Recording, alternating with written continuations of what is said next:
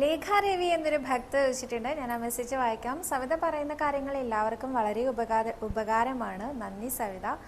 ഇപ്പോൾ ഗുരുവായൂരിൽ വന്നാൽ സവിത പറഞ്ഞ പോലെയാണ് ചെയ്യുന്നത്. അതുകൊണ്ട് എല്ലാ കാര്യങ്ങളും നടക്കാറുണ്ട്. സവിത, മനസ്സമാധാനം കിട്ടാനും വീട്ടിലെ കലഹങ്ങൾ മാറാനും എന്താണ് ചെയ്യേണ്ടത്? മറുപടി തരണേ എന്നാണ് ചോദ്യം. തീർച്ചയായിട്ടും വളരെ വളരെ സന്തോഷകരമായിട്ടുള്ള മെസ്സേജാണ് കേട്ടോ. ഞാൻ പറയുന്ന കാര്യങ്ങൾ ഉപകാരപ്രദമാണ് എന്ന് പറയുമ്പോൾ എനിക്ക് വളരെ സന്തോഷമുണ്ട്. അതിനാദ്യം ഞാൻ നന്ദി പറയുന്നു. ഇനി മനസ്സമാധാനം കിട്ടാൻ എന്താണ് ചെയ്യേണ്ടത് എങ്കിൽ നാമം ജപിക്കുക എന്നുള്ളതാണ് ഞാൻ പറയാറുള്ളത്.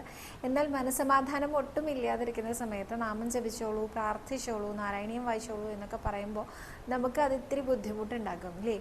തീർച്ചയായിട്ടും നമുക്ക് ആ സമയത്ത് ഭയങ്കരമായിട്ട് ഫെഡപ്പായ ഒരു സമയം, നമുക്ക് പ്രയർ അതൊന്നും നമ്മുടെ മനസ്സിൽ വരില്ല.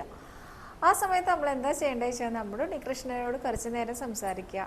ഉണ്ണി കൃഷ്ണ, ഇന്ന് ഇങ്ങനെയൊക്കെ ഒരു പ്രശ്നമുണ്ട്, ഞാനിപ്പോൾ എന്താ ചെയ്യുക, ഇങ്ങനെയൊക്കെ ചോദിച്ച് നമ്മൾ നമ്മുടെ ഒരു ഏറ്റവും അടുത്ത സുഹൃത്തിനോടോ അല്ലെങ്കിൽ ഏറ്റവും ഇഷ്ടപ്പെട്ട ഒരു വ്യക്തിയോടോ സംസാരിക്കുന്നത് പോലെ തന്നെ നമ്മുടെ ഉണ്ണികൃഷ്ണനോട് കുറച്ച് നേരം സംസാരിച്ചാൽ മനസ്സിന് ഒരുപാട് സമാധാനം കിട്ടും.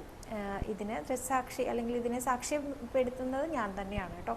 ഇങ്ങനെ തന്നെയാണ് ഞാൻ ചെയ്യാറുള്ളത്. ഞാൻ ചെയ്യാറുള്ള കാര്യങ്ങളാണ് ഞാൻ നിങ്ങളോട് പറയുന്നത്. അടുത്തതായിട്ട് കലഹം മാറാൻ എന്താണ് ചെയ്യേണ്ടതെന്നാണ്. കടുക് വഴിപാട് സമർപ്പിക്കുന്നത് നല്ലതാണ് കലഹം മാറാൻ എന്ന് പൂർവികർ അനുസ്മരിച്ച് കേട്ടിട്ടുണ്ട്.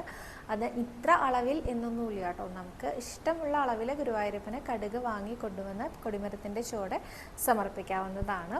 ഇത് പറയുമ്പോൾ ഒരുപാട് പേര് വിമർശിക്കാറുണ്ട്. അങ്ങനെയാണെങ്കിൽ കുറച്ച് കടുക് വാങ്ങി കൊണ്ടുവച്ചാൽ ലോകത്ത് ഒരു യുദ്ധവും നടക്കില്ലല്ലോ എന്നൊക്കെയാണ്. വിശ്വാസപൂർവ്വം നിങ്ങൾ എന്ത് ചെയ്യുന്നു അത് ഗുരുവായൂരപ്പൻ സ്വീകരിക്കാൻ തയ്യാറാണ് എന്ന് മാത്രമേ എനിക്കിതിന് മറുപടിയായിട്ട് പറയാനുള്ളൂ കേട്ടോ.